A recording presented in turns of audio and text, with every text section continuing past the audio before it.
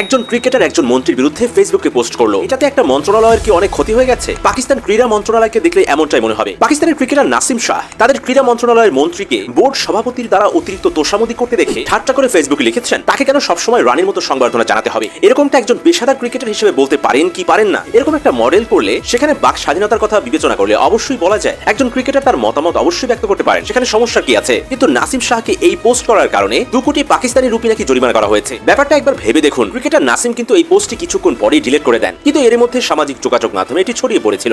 সামান্য এই কারণে নাকি তাকে 2 বছরের নিষেধাজ্ঞাও দিতে চেয়েছিল মন্ত্রণালয়। পাকিস্তান ক্রিকেট বোর্ডের নীতিমালা দেখলে মনে হবে কন্ট্রাক্টেড ক্রিকেটারদের মনে হয় কোনো বাক স্বাধীনতা আসলে থাকতে পারে না। অবশ্য পাকিস্তান ক্রিকেট বোর্ডের সভাপতি নিজ দায়িত্ব নিয়ে নাসিম শাহকে এমন একটা বিপদ থেকে রক্ষা করেছেন, অর্থাৎ তার জরিমানা এবং নিষিদ্ধের যে খরচ চাপা হচ্ছিল সেটা থেকে তিনি রেহাই পেয়েছেন। কিন্তু আলটিমেটলি রেহাইটা কোথায় মিলল? তার বাক স্বাধীনতা কেন?